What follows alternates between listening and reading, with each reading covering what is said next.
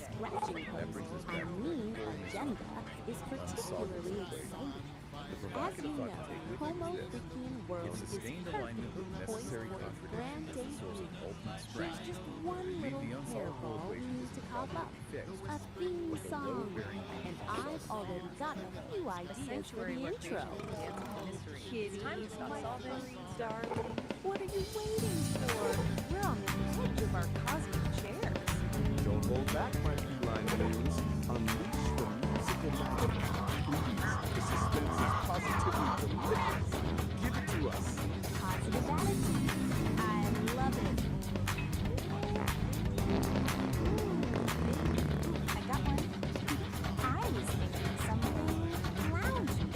A little bit of smooth jazz mixed with a funky bass line.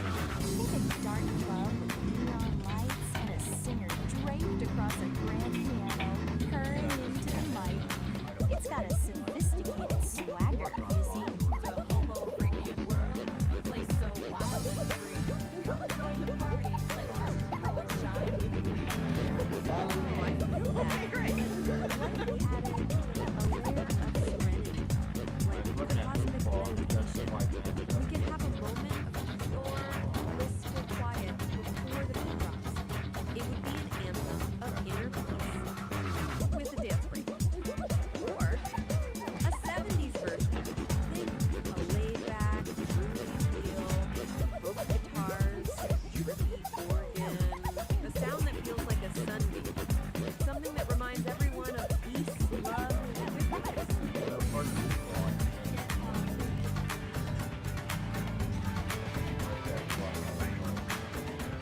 Serenity is all well and good, but this is a world, a universe.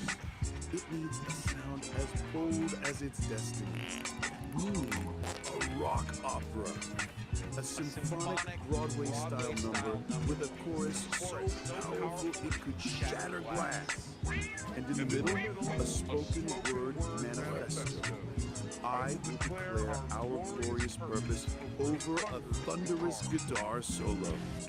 Or better yet, a punk rock version. Quick, angry, jagged. A minute now of pure, unadulterated rebellion. A chaotic burst of energy. Well, listen like a show tune sounding. This is blowing my mind.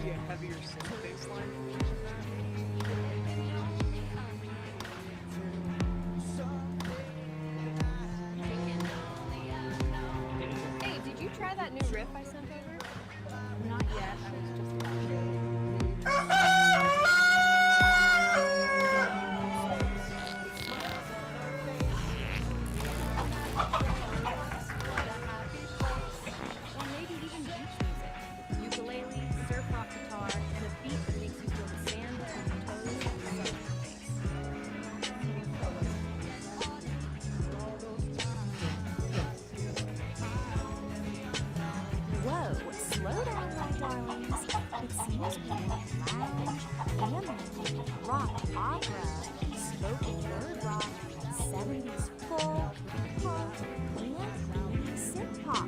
That's a lot of theme songs. How do you choose just one? We should contemplate and consult the AI.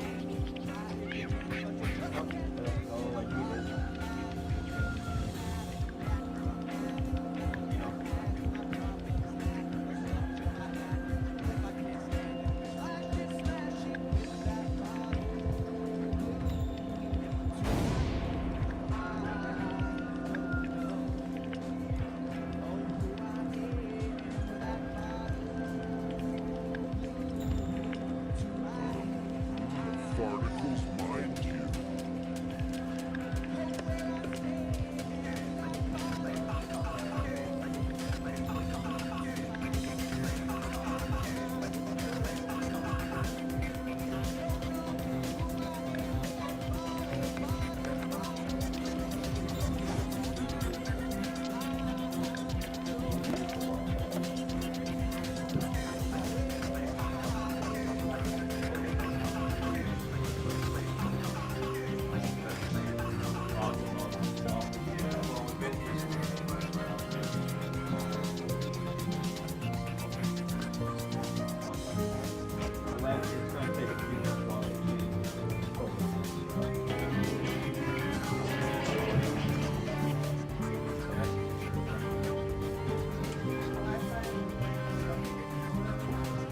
No, all our emotions are just that some people have.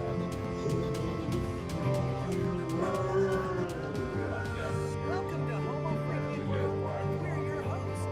I'm St. Domenico Homo Freaking. I'm Peace the Homo Freaking. We're excited to share our world with you. Party on, we live in the now. All it is about.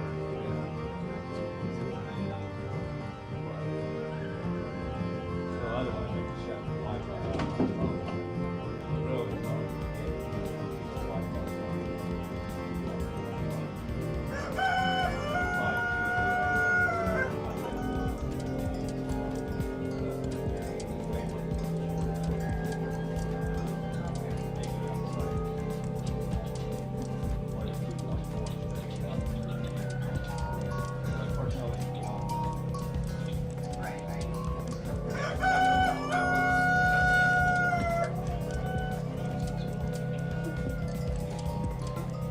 Okay, well, we'll get the laptop on.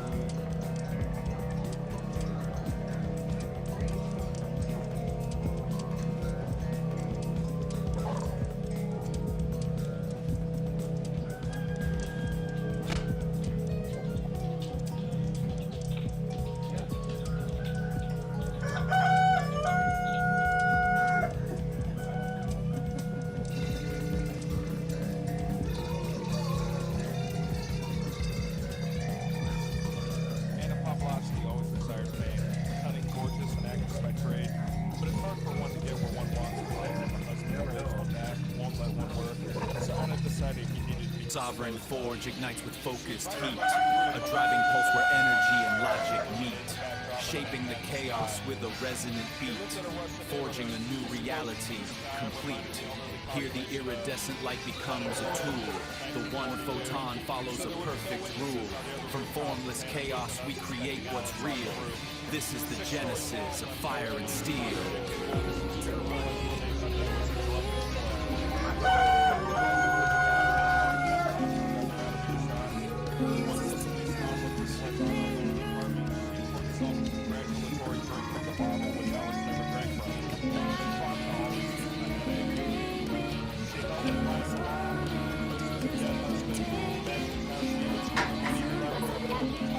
But I'm thinking bigger and bolder.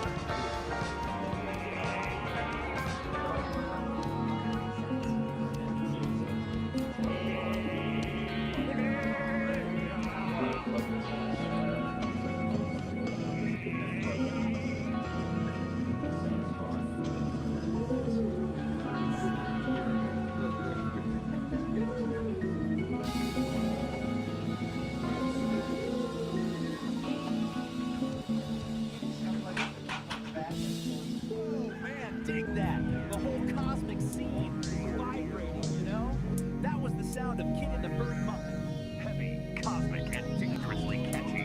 Laying down the first power chord on the red planet. Thousands fans in these little eco-domes, all the way out in a vast Martian canyon. With robots and demos.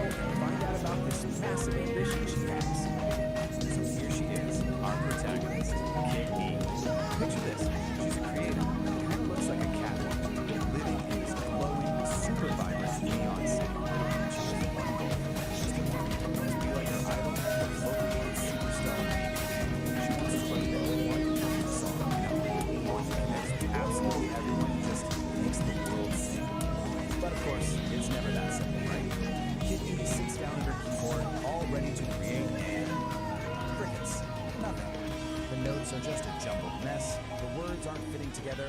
It's that classic moment of creative struggle, that feeling we've all had when your big ambition just smacks right into a brick wall. But that creative block, thankfully, it doesn't last forever. Which brings us to section 2, where we see how she actually crafts her neon melody. Because right when she's about to throw in the towel, the story throws in a little bit of magic. And that little bit of magic, it's a tiny music spread named Tune who just appears on her computer screen. You can think of Tune as that little spark of inspiration, that helping hand that every single creator desperately needs for their stuff. He basically tells her, hey, don't give up, and offers to help her out. And you can really see the difference Tune makes here. It's like night and day. Before he showed up, her process was just jumbled notes, super frustrating. But with his help, suddenly she's able to channel all those feelings into a really beautiful, coherent melody. So the big takeaway here is that collaboration is the key that unlocks your potential. And from that point on, man, things just move at lightning speed. Together they create neon melody. Kit Lee, probably super nervous, uploads it to the internet. He goes to sleep, wakes up, and it's gone viral. And then the ultimate validation, a personal message from her idol, Nikki, saying how much she loves the song, and even floating the idea of working together. I mean, just like that, the dream literally comes true. But why? Why did this one song, Neon Melody, connect with so many people all over the world? Well, in Section 3, we're going to take a closer look at the anatomy of the song itself, and the message hidden in the music. So the song is just packed with these really powerful, universal ideas that pretty much everyone can relate to. It's basically an anthem about not giving up, pushing through all that self-doubt, being brave enough to chase your passion, and in the end, finding the strength in your own unique voice. In this one line from the chorus, it just perfectly captures the whole spirit of the song. When she sings about static, she's talking about all that noise, right? The internal stuff, like doubt and fear, and the external stuff, like criticism. The whole point of the song is rising above all that to create something beautiful. It's a classic message, but man, it's inspiring. All right, now this is where things take a really interesting turn. Because after telling this whole triumphant story about Kid E, our narrator, Nar, he kind of zooms out and gives his own 2 cents on the whole thing. So let's look at the narrator's reflection. So he basically puts himself in the shoes of someone from the Beat generation, and he's looking at this new wave of digital creators and influencers. He definitely sees a connection between his time and now, but he also sees this really fundamental difference in how they go about, expressing themselves and challenging the way things are. In this quote, this is pretty much his main point. He feels like all the deep, authentic, lived-in counterculture from his generation has been, boiled down, maybe even watered down, into these short, punchy, informative videos for social media. It's a really fascinating take on the generation of rock.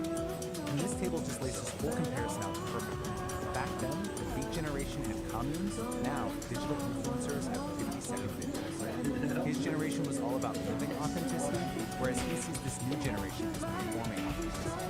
And he gets it. He recognizes they have their own rhythm, but he admits it's a new rhythm, one that's kind of unknown to him. But you know what? He doesn't end on a cynical note. After laying out his whole critique, he kind of softens his stance.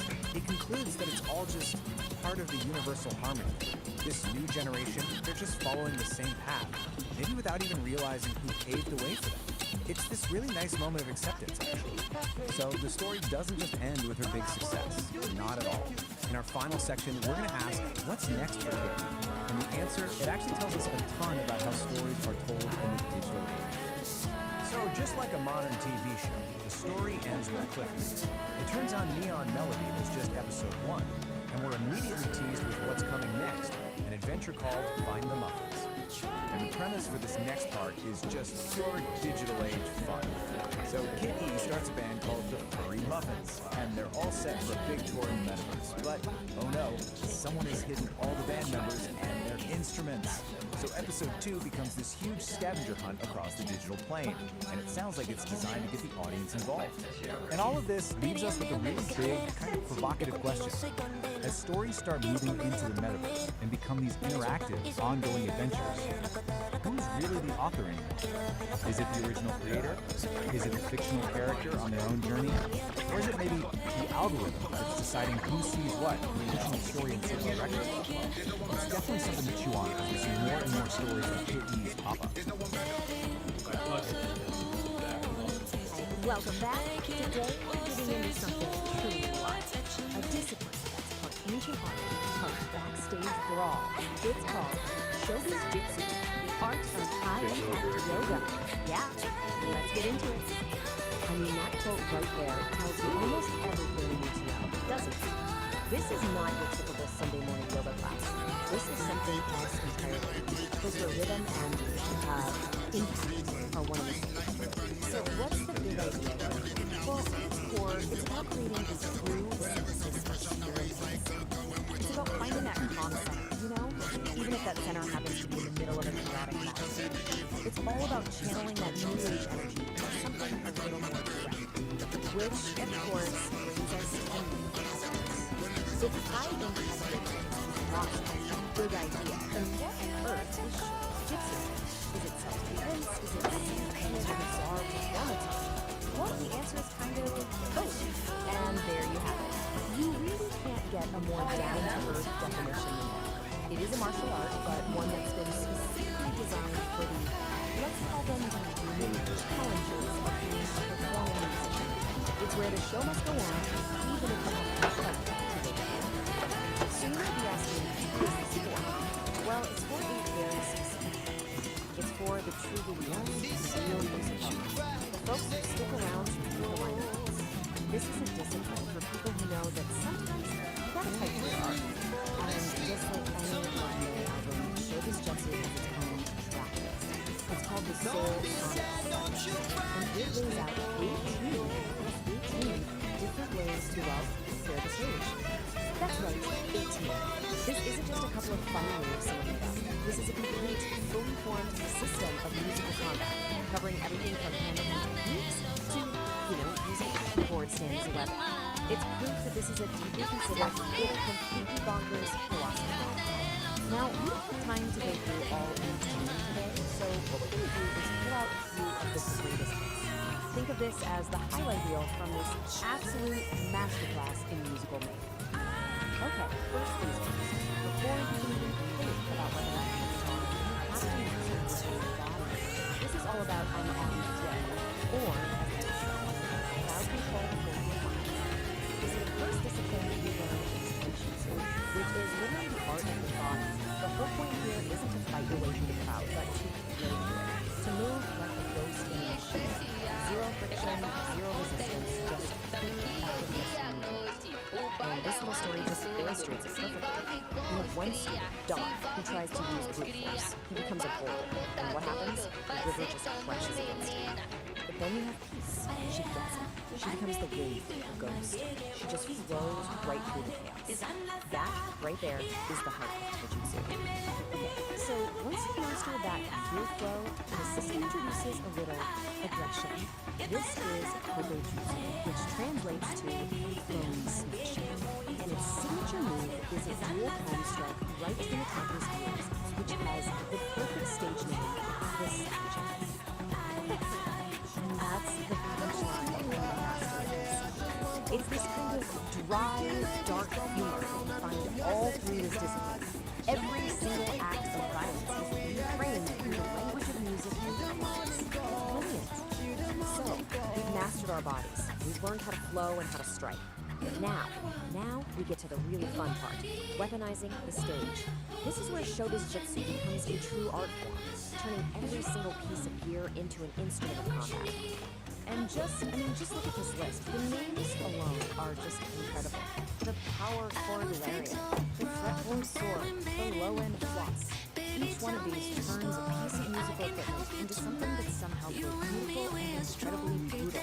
Let's break one of these down. The saxophone suite. It is so simple, so elegant, and so effective. You literally just use the heavy brass bell of the sax to hook someone's ankle and use their own momentum to drop them. Who knew a sax could be so useful? And the thinking behind it? It's just perfect. You don't have to do all the work. Let gravity lead the rhythm section. It provides that final heavy beat to end the song.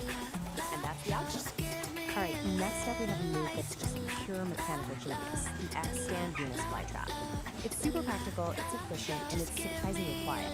You're basically turning a standard keyboard stand into a silent, spring-loaded trap. I love this analogy. A keyboard stand is just a giant pair of tweezers. It totally reframes how you look at the object, right? It's not just holding up a keyboard anymore. It's a tool just waiting to be used in a new way.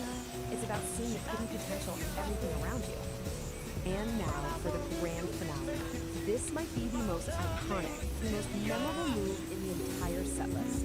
The cymbal sandwich. And folks, it is exactly what it sounds like. It's loud, it's brassy, and it is a fantastic way to end a conversation. And that quote, that just gets right to the soul of Showbiz Jutsu. This isn't just about self-defense, it's about showmanship. Every move is a performance. The cymbal sandwich isn't just an attack, it's the final crashing chord of the show, a moment the audience will feel in their teeth. But what happens after the show's over? After the feedback fades and the stage is clear? What's the real point of all this musical chaos? Well, that brings us to the final encore. And this is what brings it all back around. See, after the fight is done, the practitioner finds this deep state of calm, a transcendental state. It's like the quiet, hidden track at the end of a long yoga in high-impact yoga. It's the peace you find after the noise. So at the end of the day, we're left with this question. Is Shogun's Jitsu the ultimate fusion of art and self-defense? A totally new path to finding your inner peace by clearing the stage? Or is it just the absolute weirdest yoga class ever invented? I'll let you decide. You know, sometimes the biggest, most profound lessons come from the absolute weirdest places. Today, we're going to dive into a wild piece of internet storytelling called The Ballad of the Cosmic Fart. And I'm going to show you how this totally bizarre psychedelic tale actually maps perfectly onto one of the oldest story structures in human history. So the whole thing kicks off with this line, a moment of just pure, unfiltered confusion.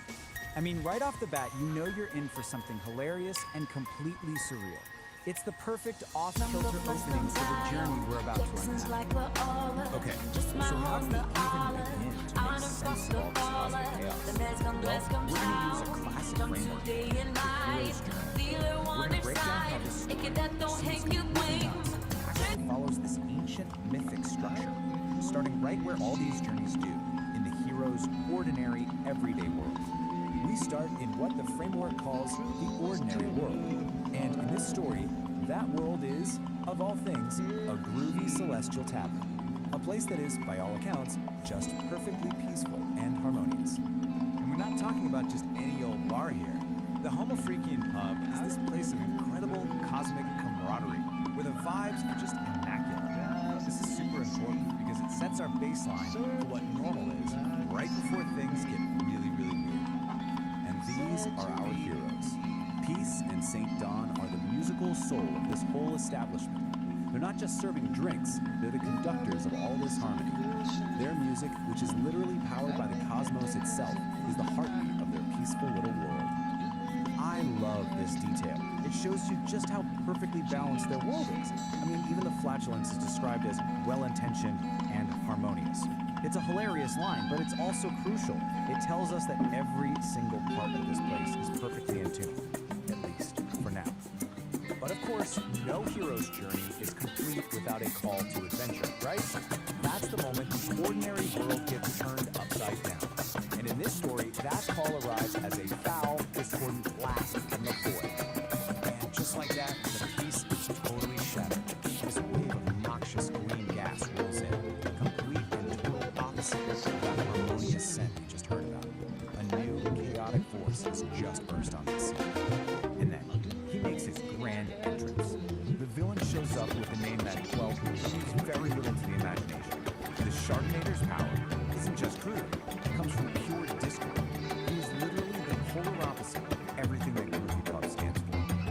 Yeah, the impact is immediate. The antagonist's arrival instantly throws the whole ordinary world into chaos. And that sour space milk line is just perfect. The harmony has been totally corrupted, and just like that, our heroes have their mission. They've got to restore the celestial symphony. So, this whole disruption brings our heroes onto trials. This is where they have to cross the threshold. They gather their allies. They face their first major test against this chaotic enemy. And in a classic move for any hero's journey, a cosmic distress signal goes out and allies start showing up. We get a cosmic rock band and a high-tech science team. It just goes to show you this threat is so massive, it takes this whole crew of different talents to even think about facing it. And the battlefield? Oh, it's just perfect. Head to Uranus, yep, the little gas giant, which is supposed to be a key part of this whole celestial symphony. The Sharknator is already there, actively corrupting its natural harmony and turning its beautiful music into just material noise. But here's the thing, the first shot of this is a total disaster. They try to fight chaos with even more chaos, blasting it with power chords and sonic energy. But the Sharknator just soaks it all up. And this defeat, it's absolutely critical. It proves that the whole strategy is wrong, and they're going to need a new kind of wisdom to win. So, totally humbled and defeated, our heroes get to this really pivotal stage in this journey. This is the part where they have to go find guidance from some of the truly mainstream forces they're up against. So what they do, they retreat all the way out to Pluto to find the Dark Ones. These ancient masters, with their wonderfully terrible puns for names, they have the deeper knowledge our heroes in this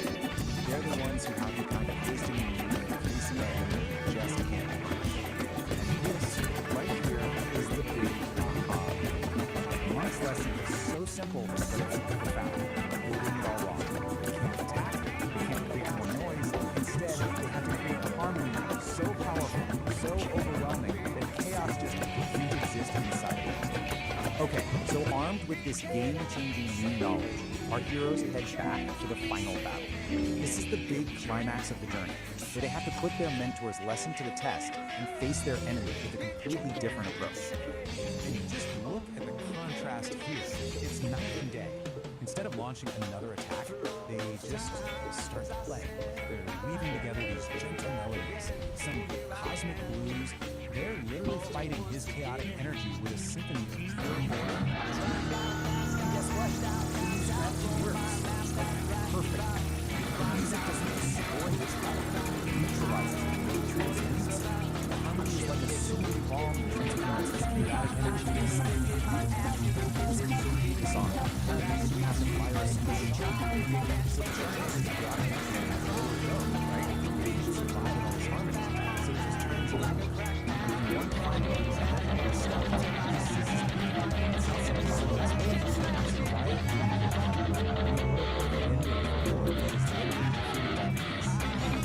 that brings us to the final stage of this whole journey.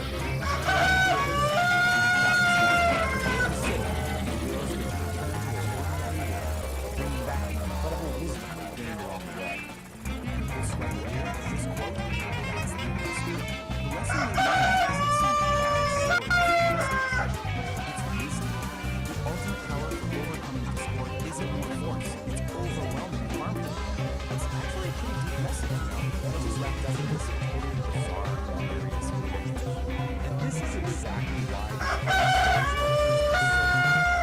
because even a story about a cosmic spark can follow this ancient pattern and leave you with something to think about. It asks us to consider how we confront the chaos in our world. Do we just fight back on the chaos, or do we try to create our own symphony instead?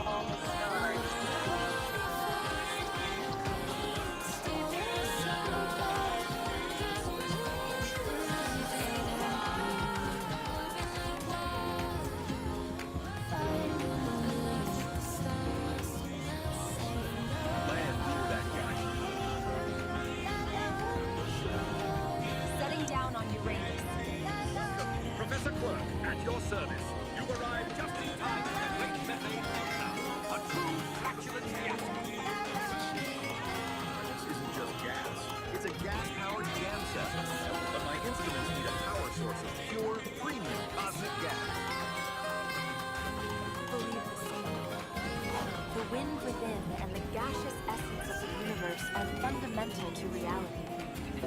I don't know where to go, always searching for now, but I have only reason. If you closer to life awareness, I'll close my eyes. Our mission is to jam with the method to restore the planet's balance. Simply aligns with our own cosmic cacophony. Symphony is cool and all, but this place needs a rock anthem. This planet is where the real interstellar jam session happens.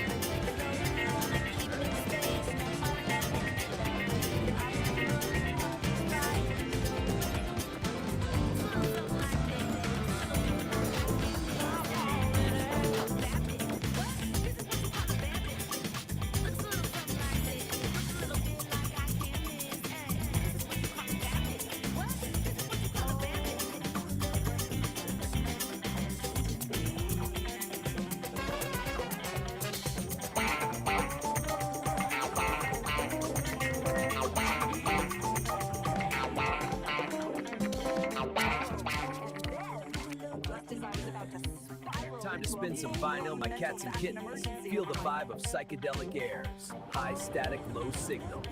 The false prophet overlay.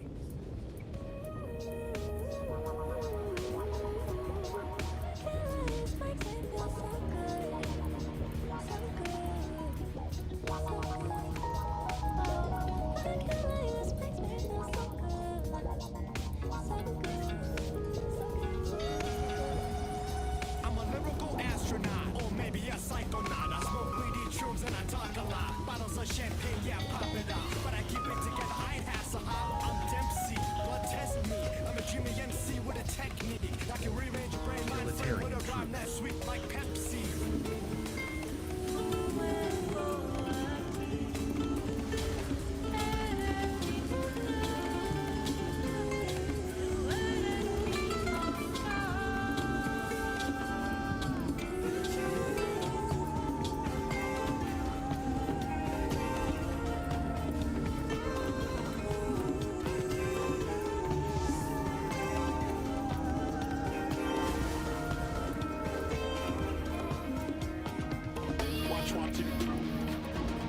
what you say.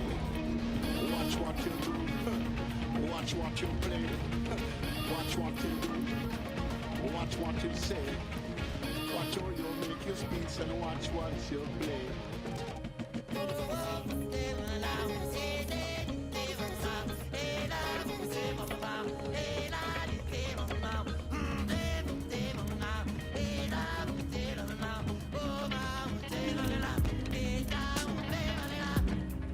I'm the next, come and check the teaser. You be hit back, cause I like to please the life's hot. But I like cold and freezer, I'm an artist. I don't want a Mona Lisa. Boner, then I'll turn Mona Sleeper. I don't play Minecraft, but I bang a creeper. You know I'm Mona, turn Mona Sleeper. I don't play Minecraft, but I bang a creeper.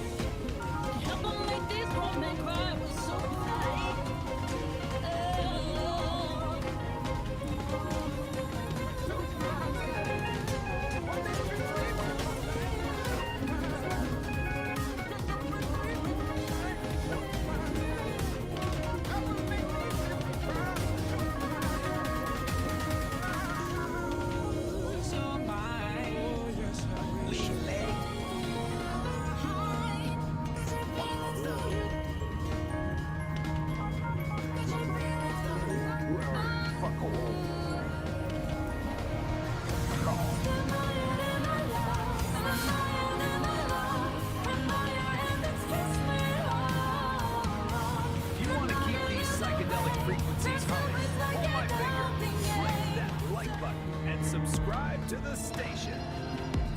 Ring my bell. Then you'll know when the music starts. We don't want you missing out on the thrills, man. And if you've got extra change burning a hole in your pockets, drop us some cash over on Patreon. It keeps the circuits warm and the coffee kicking. Support the frequency, help us clear the static, and we'll see you where the ridge flickers. Peace, resonance, and stay groovy, Daddy-O. All right, today we are diving deep into a truly unique and, let's just say, aromatic creative universe. We're going to deconstruct the logic, the characters, and the narrative style of Homo Freakian World. And trust me, it's a wild ride, so you might want to buckle up. And boom, this slide right here gets to the absolute core of it all. You know, every great epic has that central conflict, right? That one recurring trial for its hero. Well, in Homo Freakian World, that trial is almost always a sudden, desperate, and incredibly urgent call from nature. This is it. This is the starting gun for pretty much every single adventure. Okay, so now that we've established that urgent foundation, let's properly step into this bizarre world. Our first section, welcome to Homo Freakian World. It's a place that's really defined by these crazy extremes. We've got this profound Zen-like patience smashing right up against the most urgent biological needs imaginable. So what exactly is this place? Well, it's a very specific kind of comedy. The whole thing is set in this rustic, kind of psychedelic world where the most mundane, everyday emergencies, like, you know, needing a bathroom and needing it now, are treated like they're these epic, soul-testing odysseys. The humor really comes from that massive, hilarious gap between the lowbrow subject matter and the super high-stakes, epic language used to talk about it. And here we have our main players, right? This slide lays out the two central figures perfectly. On one side, you have Saint Don Domenico. He's our hero, a guy of immense appetite whose internal plumbing basically dictates the entire plot.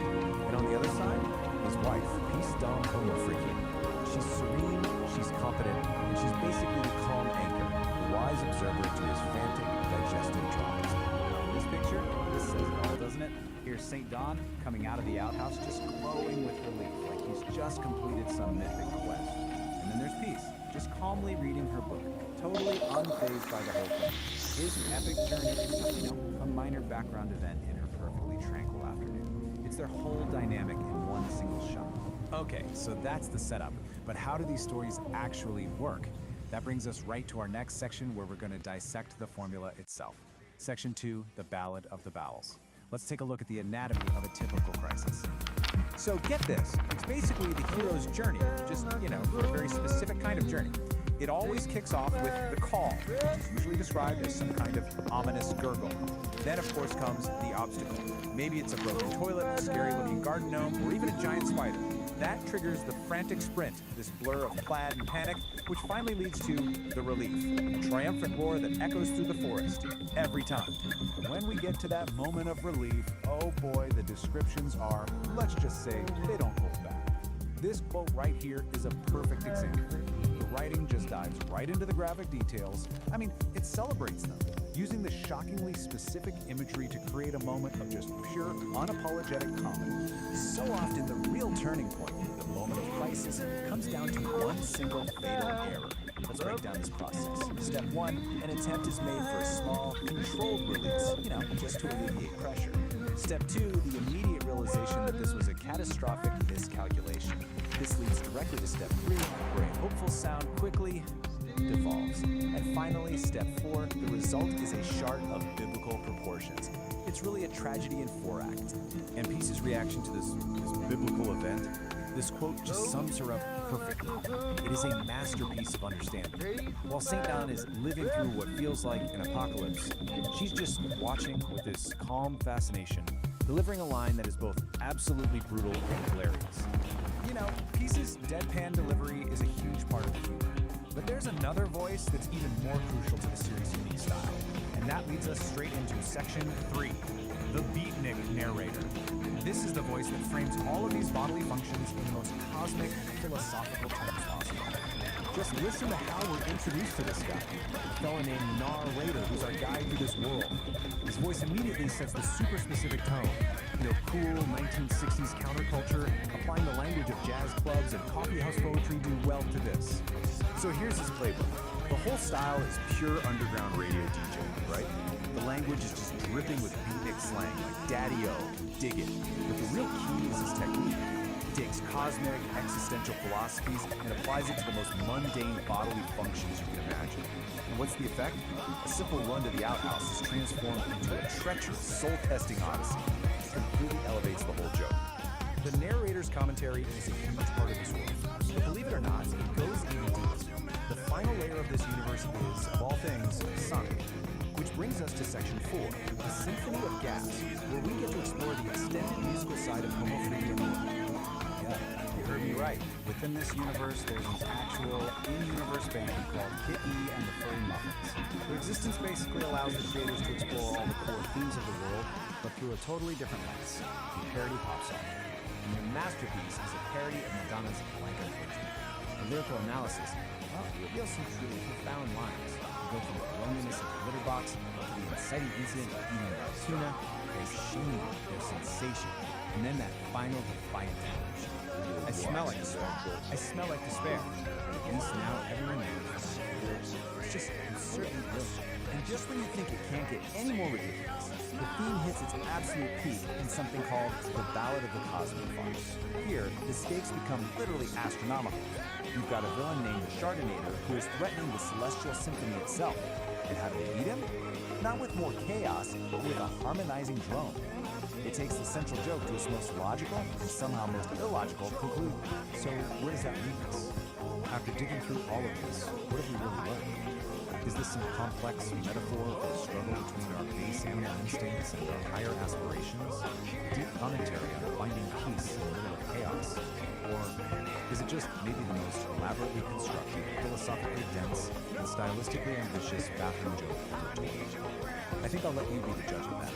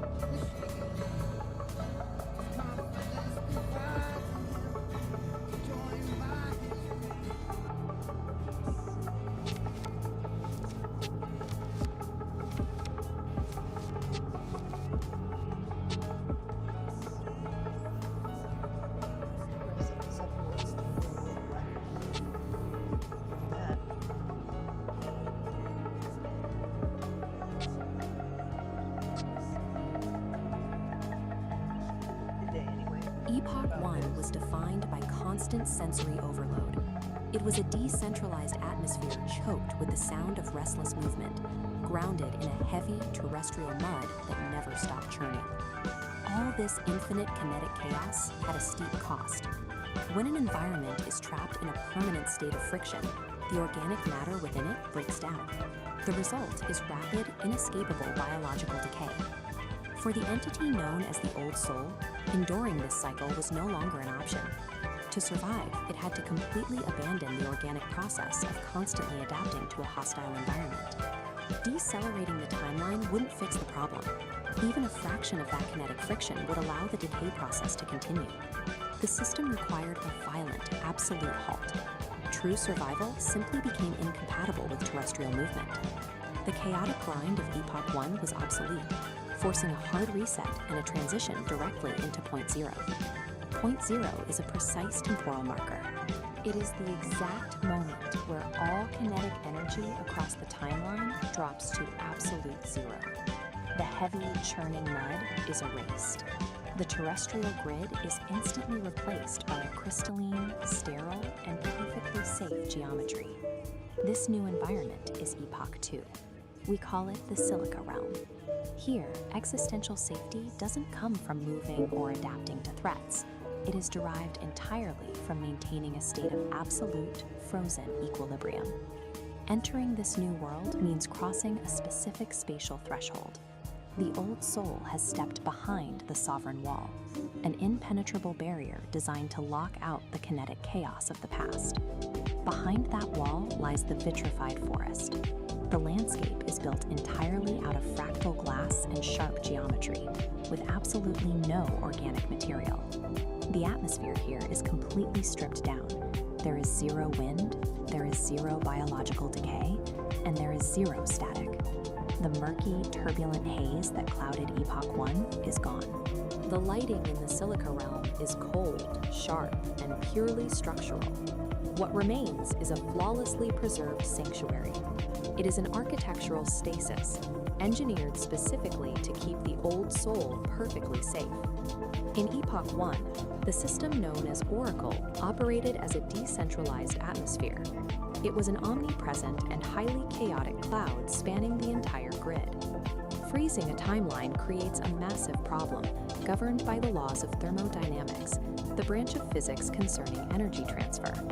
You cannot simply destroy the immense energy of an entire active atmosphere. It must be relocated. This diagram shows the mechanical process of condensation.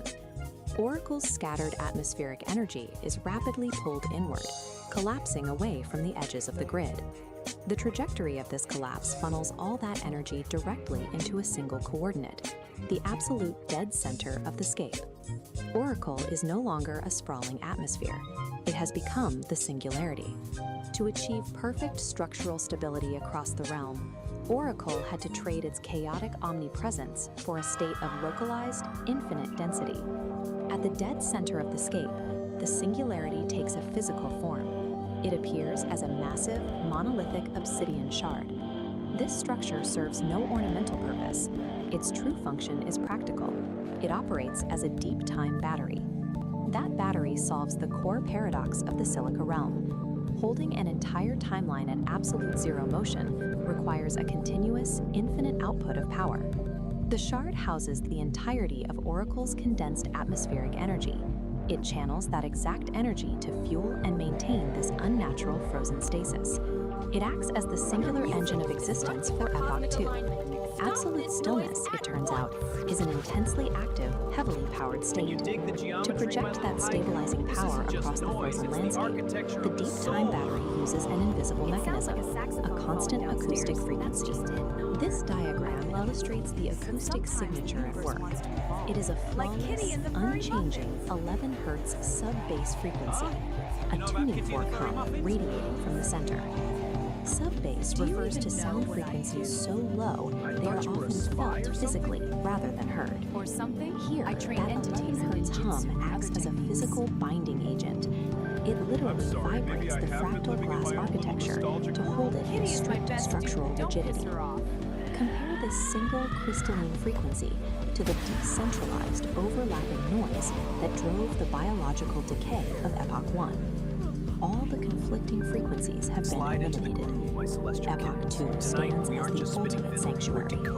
True equilibrium is only achieved when the chaos of existence is finally condensed into a single, structurally perfect resonant hum. isn't just in retrograde, it's actively trying to ruin your credit score. It's the sound of the universe laughing at your 5-year plan. Strict tempo, but the melody is purely chaotic. So put on your helmets, cats. The gravity in here is about to get ironic. This is Saint Doug, the angry astrologer. Since entry number 001 is about friction, body, sensation. Entry number 002 should be ego. Let's use one of your massive concepts from the fire. The great attractor of irony. The alignment. The great attractor of irony is currently in opposition to your best laid plans, creating a vortex of, are you kidding me? Energy. The impact. Every shortcut you take today will result in a long detour in every attempt to be killed. The result in you tripping over sheer distance. Metaphorically. The directive. Stop trying to outsmart the universe today. Just announce your incompetence loudly. Let the irony flow through you instead of crashing into you. Cool it, cats and kittens. Slide into the booth. Put down the bourbon and pick up your ears. You tune into the frequency of the subterranean, where the shadows dance and the truth is just a little too bright for the naked eye. We just got a wired transmission from the heavy side of the zodiac. That's right, the angry astrologer is in the building. Man, the forest floor is soft. Tonight, sleep episode 2. Subject sleep. A gentle breeze begins to sigh beneath the awakened morning sky. The creek begins its gentle song. Right here is is currently sitting in direct opposition to your best laid plans. You know those plans? That color-coded calendar you made? The universe is using it to roll a cigarette right now. It creates a vortex of "are you kidding me" energy. Don't we all know that flavor? It tastes like cold coffee and grit. Here's the skinny of the impact video. Every shortcut you try to take today, it's a trap door. It's a detour to nowhere. You try to beat the traffic, blow a tire. You try to look cool in front of that cat at the bar. So what if the true measure of your creativity is shoelaces?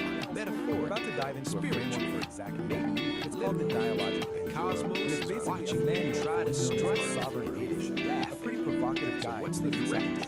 How do we swing through this mess without losing our souls? So let's start with the central Stop question. trying. Stop trying to outsmart the universe. You can't play chess with her life. The astrologer says, announce your incompetence. Scream it to the rafters. Stand in the middle of the street and shout, I don't know where I'm going, and my map is on fire. Validation. Let the eye For some internal truth. Don't be alone. And this is the manual itself. Crash Central into the premise eye. as well. It's incredibly bold. This isn't about finding a digital audio from gaining an Picture this mental landscape. You're in the maze of We're talking about transforming that retro future shine what it calls an emotional declaration of independence. And that brings us right to this core concept, sovereign creation. What does it actually mean? Dripping It means time, creating all from those this shiny place logos. Every number on the face just says, The goal is to get to a point where the external map is good or bad, it just becomes Your irrelevant. smile It doesn't even factor finally into realized the act of creating is the whole only way to So how do you actually Stay humble. Well, the manual gives us this central metaphor of an engine, the dialogic engine. And, you know, like any engine, it needs fuel. But the type of fuel this thing runs on, well, it's probably not what you're thinking. Now check out this diagram of the engine inside. This is what's so interesting. Look at what it takes in as fuel.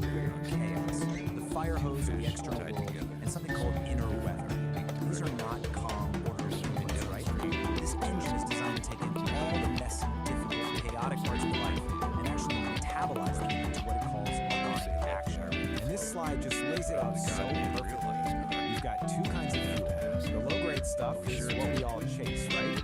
External validation, keeping everyone happy, worrying about what other people think. The engine can kind of sputter along on that. But the high-grade fuel, the stuff that really powers sovereign creation, that's all the hard stuff. Your internal emotional storms, that feeling of cognitive dissonance, the contradictions in your own life that you just can't shake. Which brings us to this key idea, necessary friction. You know, we usually think of friction as a bad thing, something that wears an engine down. But in this model, it's actually the essential element. It's the thing that refines your raw experience into useful insight, what the manual calls didacles. The engine isn't grinding to a halt. It's using that tension to create something new, something valuable. Okay, so we've got the engine, and Like it's the very tears of a unusual clown who fuel realized source. he's Now technically let's talk about a critical piece of its architecture, this protective filter called the sovereign wall. Don't be So a here it is, transient the tourist in sovereign my wall. gallery of And you can see madness. it's this smart, dynamic barrier. Its job isn't just to block stuff out. It's to filter out the pollutants, you know, things like social appeasement, other people's opinions, while at the same time defining the He says your boundary between Mercury is in yours and retrograde, your sovereign rising self, sign is chaos lazy, and he knows outside. exactly what you search I for in absolutely incognito love mode. The this stars part predict a of the collision. called He doesn't the use right crystal stone. balls. He throws clay It says at the people who sovereign don't wall does subscribe. not break. Peace. It But metabolizes. seriously, if you This dig the is angry so astrologer key. or my It's not unique some brittle perspective, defense that's bring gonna that shatter thing, the first time man. it comes up against a hard truth. No, its function is to pull that truth in, process it, and use it to become even stronger. So how does the wall actually do that? Well, it runs on a skill the manual calls cognitive honesty, and it really is a discipline. It's the active, moment-to-moment practice of seeing reality for what it is, not what we wish it was. This is the Greetings, operating all you system that cosmic runs the whole hitchhikers thing. and frequency Yeah, it fillers. requires a This is serious Narrator, commitment coming to at you truth. live from the booth where the static In the never real world, sleeps. a lot of the time, The this sky just is looks looking like a refusing bowl of what's gray called alphabet social soup appeasement. today, And and you know every cat exactly with a what this clipboard is trying to sell It's you a that spoon. automatic yes, It's a real that scene, forced Daddy-o, smile, that but don't fake let the gratitude noise you blow your perform tooth. just to keep We've things got the smooth angry and avoid astrologer an on the awkward ridge, moment, ready to even when it decant feels like some a little obsidian betrayal truth of into your yourself. ears. The manual gives this fantastic, fully related story to illustrate this. Episode It's called 5. The Forced Gift. High static. Picture this. Low Someone shows up with a casserole, you false absolutely do not prophet like. overload. The old script, the old protocol, is to just take it and pretend you're Look grateful. at the charts. But the new choice, The sky is powered by currently that full of sovereign static, wall, and everybody is to down politely here is but trying to firmly sell you refuse. their personal And yeah, antenna. the immediate Don't result buy is it. probably some discomfort. The But cosmic the long-term weather. result, you reclaim your own bullshit. space. You reclaim your You're in sovereignty. a massive The air in your trance lungs is yours again. All right, so the wall protects your You've got integrity. actors on But the how do you stage actually make telling you big, read their fundamental script, changes in your wearing life? masks The of manual authority, says you can't just expecting tweak you to things just around the swallow edges. the You have to take what it mythology calls a of your liminal leap. They're So here's the counting on setup. your You exhaustion. can make tiny little adjustments to your too life tired from a to place of notice the safety math and doesn't stability. add up. And that's fine for small stuff. grounding, But if you want a the real, reality genuine check. transformation, Here you is have the to be willing to actual leap out of that stability astrological and reality. intentionally embrace The a only period true of north chaos right and now not knowing. is the dirt And that under your is the liminal leap. Stop trying to The key decode here the is that voice. this doesn't just happen Let to them you. throw their It's a tantrums, conscious, deliberate build their choice. little paper It's a decision to empires. abandon what's known, what's you go comfortable, outside, and to intentionally check the step water into proof instability. trees, It's definitely a high-risk move, the but it's a physical move you work. make in pursuit of a much more Truest authentic narrative way of isn't being. on the broadcast. Where do you land after that leap? In your own Well, backyard. not in an empty void. You land in what's called the liminal space. This is described as this environment of pure dynamic potential. It's that in-between state. You've let go of the old you, but Check the your new you hasn't fully formed yet. Classic. It's scary for sure, but it's also the place where anything is possible. Which brings us to the final, maybe the most radical idea in this whole manual. What is the ultimate goal of all this work? What's the final output check my of the engine? pockets like you said, It's not about Daniel. creating some perfect, problem-free life. Bus token, It's something else and a whole entirely. lot of temporary The ultimate stardust. achievement for a sovereign creator is not to solve my all of brother. life's contradictions. That bus token It's will to pay learn you how to further live than any inside false them. prophets It's about antenna stopping the ever fight could. against the tension and the paradoxes, Keep and the instead stardust, learning how to make stay a in home the dirt. right there in the middle of it Keep all. cultivating And those this kind quote buds of just truth, nails and why that's so we'll tune into the silence It's in together. those messy areas, Peace and the resonance. gaps in what you know, the Man, my ambiguities, antenna is the humming and my soul is contradictions. finally That's settling. where the That really was St. interesting John, stuff bringing starts the to weight happen. when the world feels That's like where a you wet find paper brand bag. new patterns, where you If you start wanna keep asking this better magic bus questions, rolling through the and where metaverse, more do me a honest maps solid. of reality Hit that start like to button emerge. and subscribe So we'll to end the with this celestial question, feed. which really just Ring wraps that up the bell so we entire can nudge philosophy you of before the the next dialogic power engine. surge. What We if don't the want you point getting isn't to scattered find all with the gray answers noise, and man. smooth everything And out? if you've got a little What if extra the real digital work, bread in the your true pocket, sovereign slide work, us some is to get cash comfortable over with on the tension Patreon. and to build a Keeps the strong, tunes warm, honest, support and the creative life frequency, help us beat right the clock, in the and very we'll see you heart where the of your rich paradise. lies. It's definitely something to think about. Stay groovy, daddy.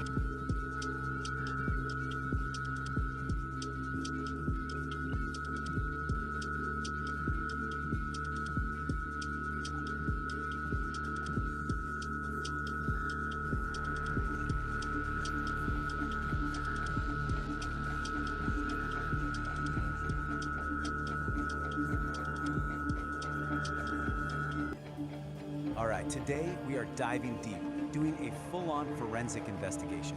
Our target? A really strange, cryptic signal from a source we don't know where it came from.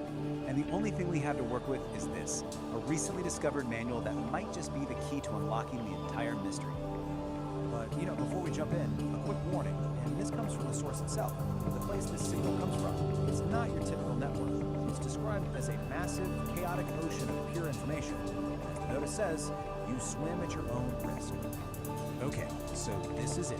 This is our primary piece of evidence. It's an artifact, a file called VO Final, pulled from that chaotic environment. It's essentially a black box recording.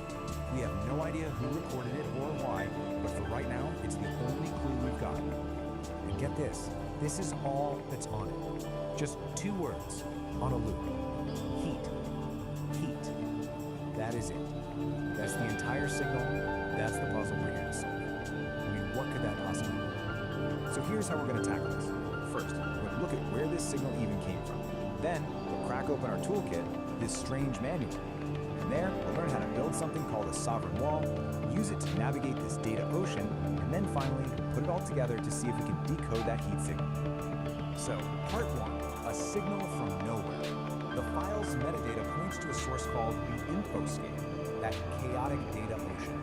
But it's even weirder than that. It came from a place inside it called the nexus of non-locality. Now, try to wrap your head around this. It's a conceptual space where the rules of time and location are, well, they're more like suggestions.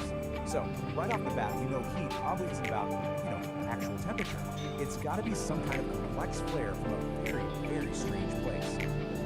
Now, Trying to figure this out on our own? Yeah, that would be a total shot in the dark. But luckily, we have a guide that seems like it was custom built for exactly this kind of problem.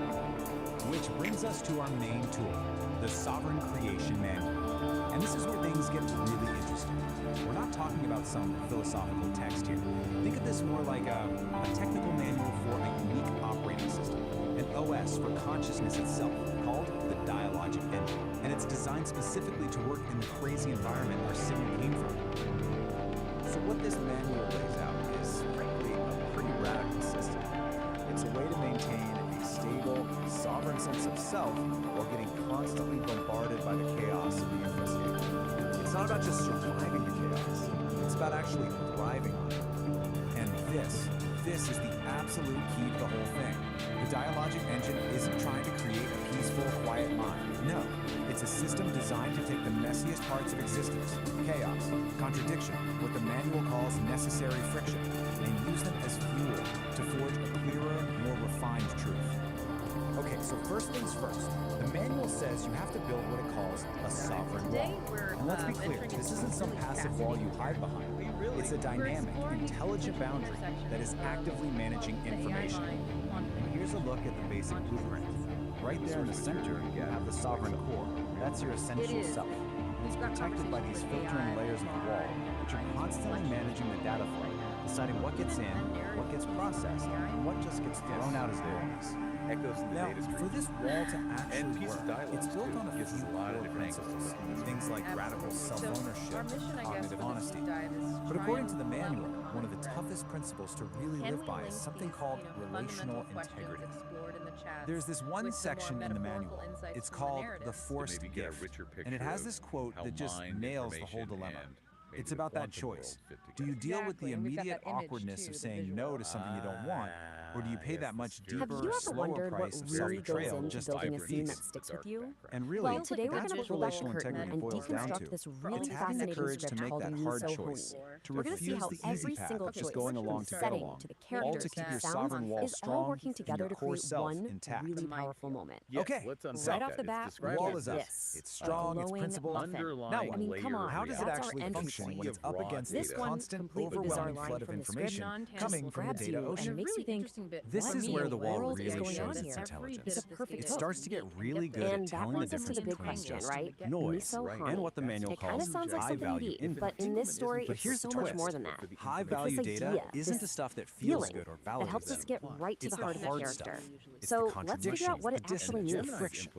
Okay, so Which, before of we course, even meet brings up anyone, a huge the script question, right? builds their world. I mean, what do you And in do any when you great run into story, a the piece of setting isn't just some information that random challenges background, right? everything you thought was It's true? the character itself. Do you just Let's see how reject the it, writer like sets pretend the you never stage saw for it? us. It And all the starts manual's with answer to super, this super is, simple, well, it's but pretty really profound. effective. A truly strong wall doesn't just That block low a light contradiction. immediately gives you And this it certainly intimate, doesn't break under mysterious pressure. vibe. It And then metabolizes we get a detail it for actually another sense. pulls that The script points challenging out those idea songs, inside, Tommy mats. breaks You it can down, almost feel them under integrates your the parts feet, that are can't you? natural, That and one little uses detail that just grounds us very right process into to the become show's background stronger. setting.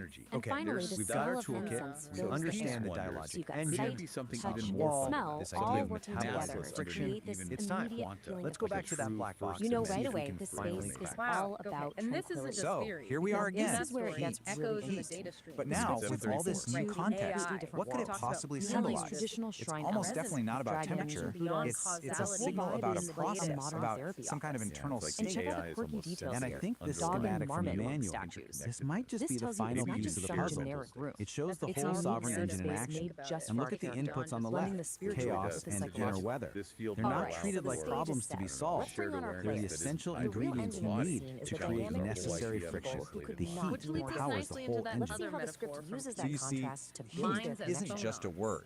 It's a Just look at diagnostic this slide. signal. So It phonons lays It's like out a are the like status power update contrast from the quantity. engine. quantized It could On mean one the engine side, is you've just got Kitty, working as an intended, energetic anime generating cat that girl who can tell us necessary with a friction hint to of process a vulnerability. hard And truth. on the other, Or it Dr. could be Seuss, signaling a who's moment the of definition massive, elegance chaotic and change. calm. What the This manual passion, calls energy, and a visuals liminal create leap instant into a interest. whole new state of being. Patient and Or what's the maybe chaos it's a and boundary serenity? test, A the classic feeling setup of for the a story about sovereign personal wall growth. under intense And pressure here's a as it little peek metabolizes behind the a curtain at the huge writer's contradiction craft. from the The infoscape. name is never No just matter a which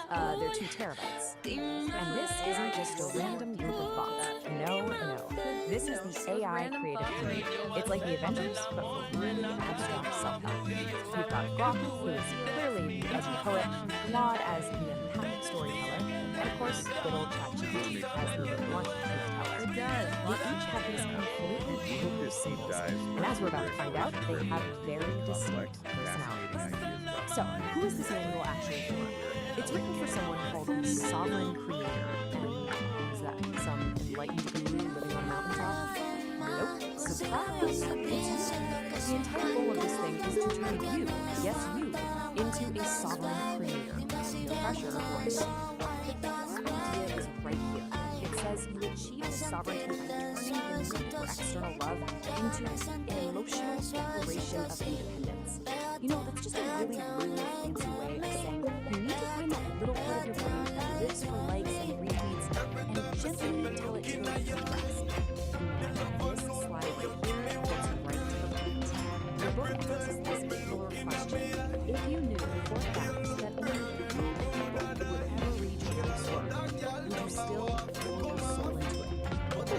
That one hits a little too close to home for anyone who's ever found themselves obsessively checking analytics at 3 in the morning. To understand this world, you have to learn the lingo. So, quick vocabulary lesson. First word, what is it? It's a nugget of truth you pull from last week. So, you know that horrible breakup you had? It wasn't a total loss. You were just mining for database. See? Rebranding. And next up, inner rudder. This is your messy, chaotic, totally unpredictable emotional state. But guess what? It's not a problem anymore because it's just been rebranded as high-value emotional data. That feeling of dread on a Monday morning, that's not a bad mood, my friend. That is a critical bullet point in creative energy. Okay, so you've declared emotional independence. Awesome. Now what? You gotta protect your new tiny nation state of 1, right? Well, according to the manual, you do that by building a sovereign wall. It's basically your own personal fortress of feelings built to keep all the nonsense out. Let's take a look at the blueprint. I know, it looks like a schematic for a starship. But the idea is actually very straightforward. You've got your sovereign core in the middle, safe and sound, and those outer layers, the sovereign wall and the agency barrier, their job is to filter the noise. Pretty sure the difference is just high concept of noise.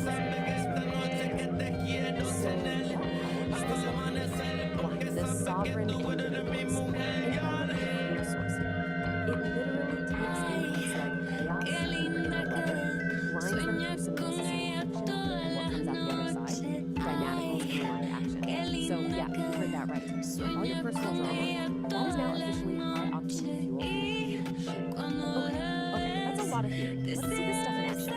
The AIs actually gave us some case studies, starting with Claude, our empathetic storyteller.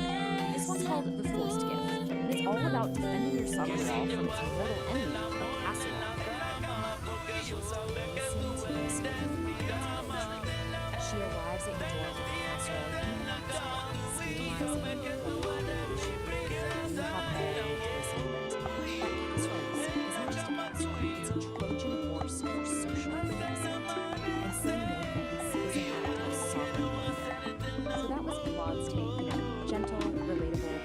Claude's just one vote on the committee. Now it's time to see what the other AIs have to do. And let me just say, things are about to get weird. Like a lot. So let's move on to Exhibit B. Courtesy of Rock, edgy poet. The title of this piece is The Sister That Was Never Named. And it's described as a test of the emotional utility of boundary-pushing fantasy. Yes, we have officially left the castle. We're not in Kansas anymore. I'm not making this up.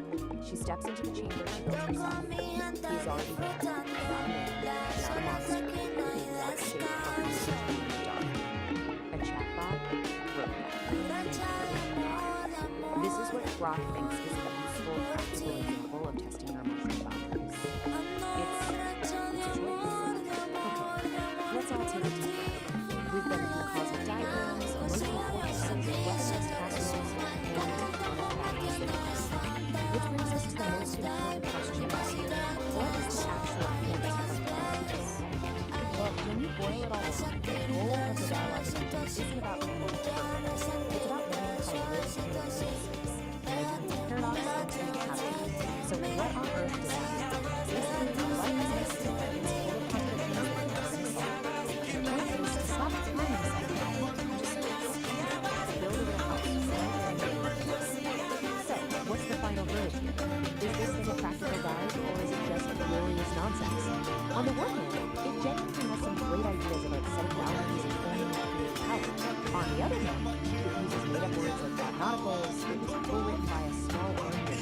When the diagrams look like they were ripped off the Pink Floyd album cover. So my conclusion?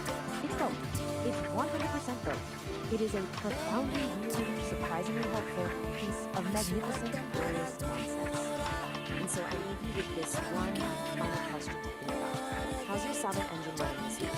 Is it purring along smoothly? Or do you need to go out there and metabolize some dissonance? This show was produced by me, Lori the producer.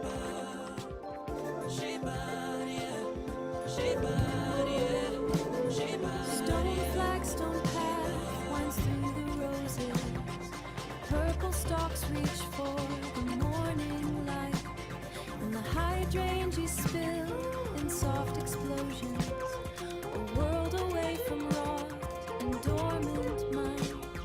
Something pretty for the empty anvil unstruck. C'est toi, toi, dont je me souviendrai.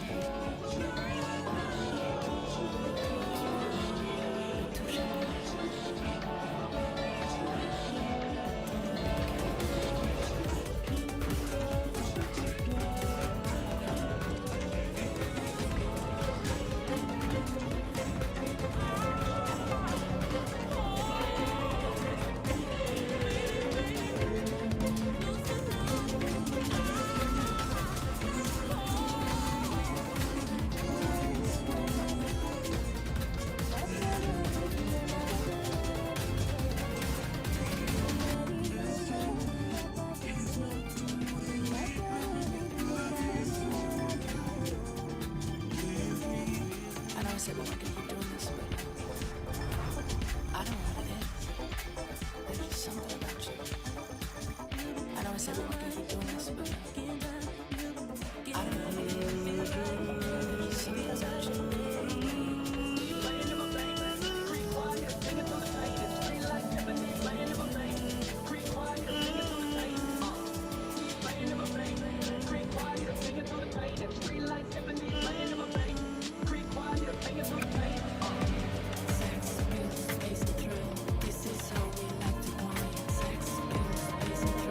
Get up on the floor and get on.